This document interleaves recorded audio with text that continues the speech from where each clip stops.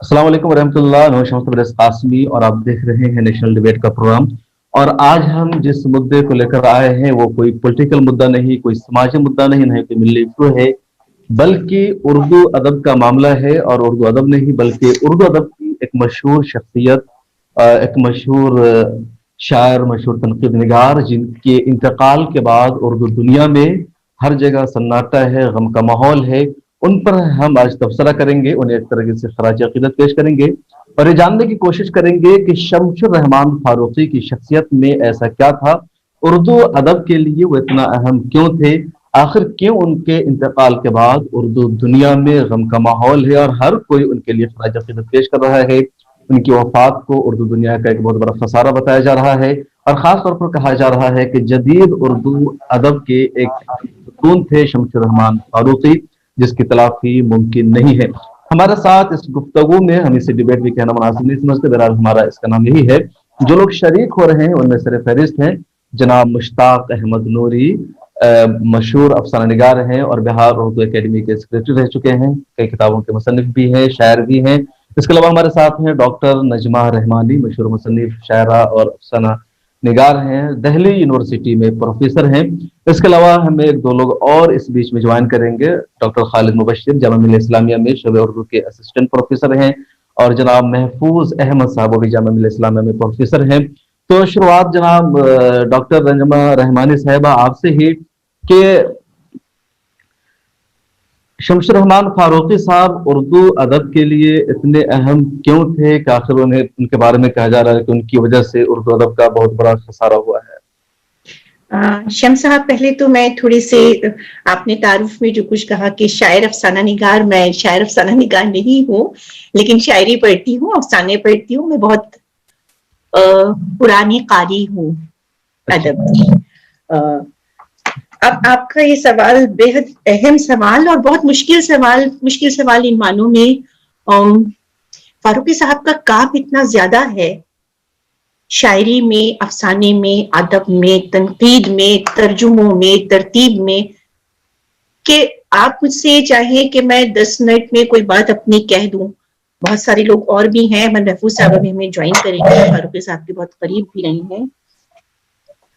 فاروقی صاحب کا سب سے بڑا کارنامہ، ہم ریسرچ میں تھے تب ہم بہت زیادہ فاروقی صاحب کا نام سنا تھا لیکن بہت جانتے نہیں تھے، شبخون پڑھتے تھے مگر، اور شبخون میں جو ہم پڑھتے تھے وہ ہمارے اس نصاب سے الگ تھا جو ہم پڑھتے آئے تھے بی اے ایم اے میں، جس طرح کی کہانیاں، جس طرح کی شاعری، افسانے یا داستانے ہم پڑھتے رہے تھے، وہ شاعری، وہ تنقیدی مضامین، وہ افسانے شبخون کے افسانوں سے الگ تھے۔ تو کوئی بہت نئی چیز تھی جس کو قبول کرنے میں ذہن کو تھوڑا وقت لگتا ہے۔ بہت بڑا کارنامہ فاروقی صاحب کا شبخون کے حوالے سے ادیب اور شاعروں کی ایک پوری نسل کو تیار کرنا ہے۔ فاروقی صاحب نے ادب میں جو بھی کام کیا ہے وہ سامنے ہے۔ اصل یہ ہے کہ 1960 کے آس پاس انگارے کے بعد کا جو زمانہ تھا وہی چل رہا تھا، ترقی پسندی کا دورہ تھا، اور فاروقی صاحب نے اسی زمانے میں شبخوں بھی نکالا۔ شبخوں ایک ایسا رسالہ تھا جو نسلوں کی پرورش کر رہا تھا۔ اب آپ یوں سمجھیں کہ اس رسالے کے ذریعہ انہوں نے جدیدیت کو عام کیا، بلکہ سچ پوچھئے تو لوگوں کو جدید بننا سکھایا۔ پہلے جو ہے مقصدیت حاوی تھی ترقی پسندی کے زمانے میں، یہاں مقصدیت حاوی نہیں رہی بلکہ اس کا رنگ الگ ہو گیا، بلکہ کچھ لوگ تو ایسی کہانی لکھنے لگے جو سمجھ سے بھی باہر تھی، اور اس کا بڑھاوا بھی شمس الرحمان فاروقی نے دیا۔ آج کے جتنے بھی اہم افسانہ نگار ہیں تقریباً سبھی شبخوں میں شائع ہوئے۔ آپ یوں سمجھے کہ شبخوں میں فاروقی صاحب نے ایک فریم عطا کیا، بھئی اس فریم کے اندر لکھو، جس طرح ذہنی تربیت ہوتی ہے. جو اس فریم میں فٹ نہیں ہوتا تھا وہ شائع نہیں ہوتا تھا. اس طریقے سے ایک فوج انہوں نے نوجوان نسل کی بنا لی جو ایک حساب سے آپ کہہ لیں کہ ان کے اشارے پہ تخلیق کرتی تھی. لیکن یہ بھی بہت دن تک نہیں رہا.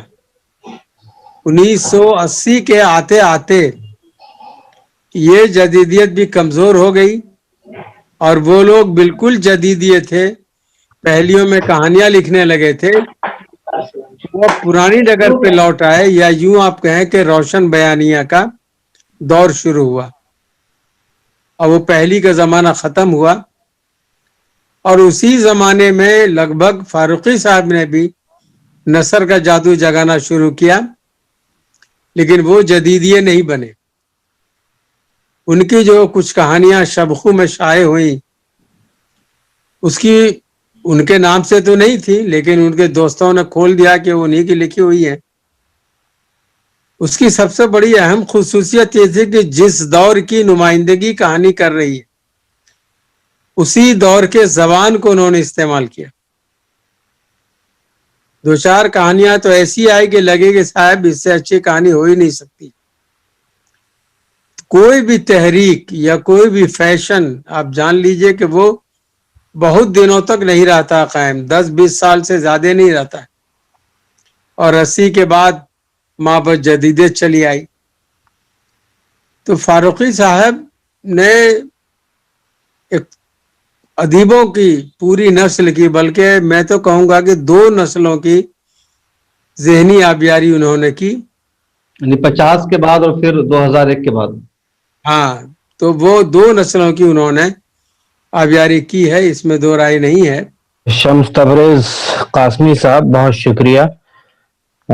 بنیادی طور پر ہمارے لیے شمس الرحمن فاروقی اس لیے اہم ہے کہ ان سے پہلے بلا مبالغہ اگر آپ دیکھیں حالی سے لے کر کلیم الدین احمد تک تو کہیں نہ کہیں جس کو بعد میں کہا گیا پوسٹ کلونیل اثرات قائم نظر آتے ہیں.